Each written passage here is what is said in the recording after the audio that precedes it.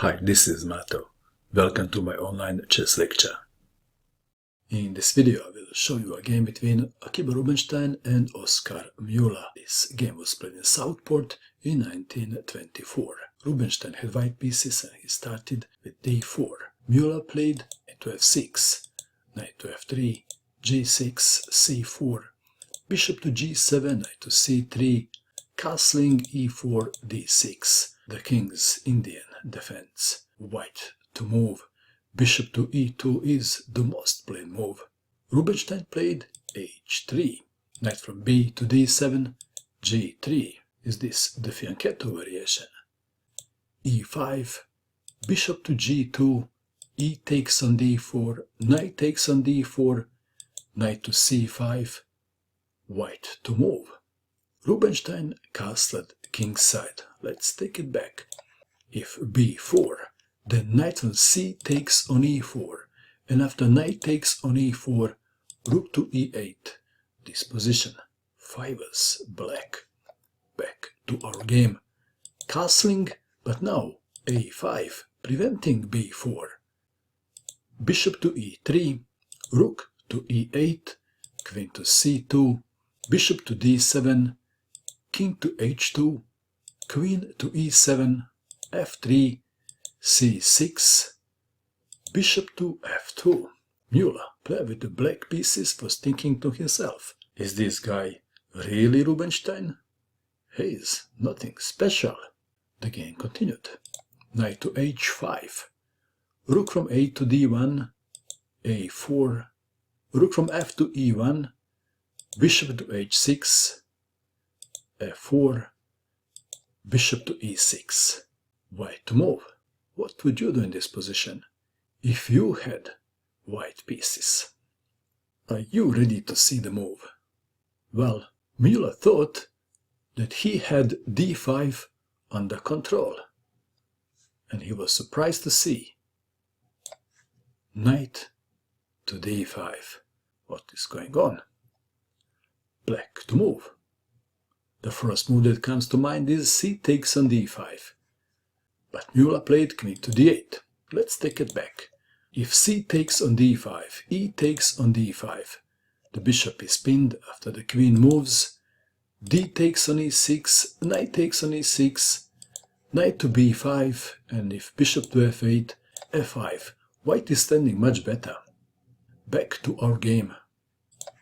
That is why Mueller played queen to d8. Knight takes on e6, knight takes knight, preserving the pawn structure, of course. Knight to b6, attacking the rook, rook to a6, c5, the pawn is pinned. Bishop to f8, knight to c4, d5, e takes on d5, c takes on d5, bishop takes on d5, queen to c7, c6. Rubinstein continually creates problems to his opponent. B takes on c6, bishop takes on e6, f takes on e6, knight to e5, getting closer to the black king. Knight to f6, bishop to d4, bishop to g7. And Mueller thought he can relax a little bit. The black dark-squared bishop is back home, and he thought he was holding the game, but he was surprised. White to move. What would you do? Are you ready to see the move? Kaboom! Knight takes on g6.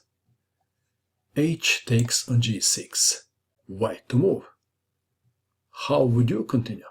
Would you play bishop takes on f6 or queen takes pawn on g6? Rubinstein played bishop takes knight on f6. Let's take it back. Queen takes on g6 is not a good idea, because then queen to f7, and black is okay. Back to our game. Bishop takes on f6, queen to f7. Let's take it back. If bishop takes on f6, then queen takes on g6, and black pieces are ready for another game. Back to our game. So in this position, queen to f7. Bishop takes bishop, queen takes bishop, queen to c4 with a double attack. Rook to b6, rook takes pawn, threatening a discovered check. Rook takes pawn on b2 check, king to h1, and player with the black pieces Mueller resigned in view of this continuation. Well, he must deal with the rook on e6. If rook takes on e6, then queen takes on e6 check, and after king to h8, rook to d8 check. After king to h7, rook to d7, winning the queen.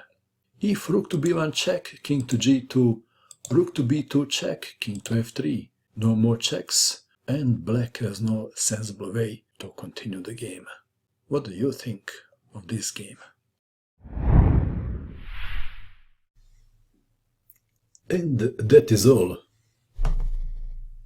I hope that you enjoyed watching this video. I wish you good luck with your chess, and bye for now.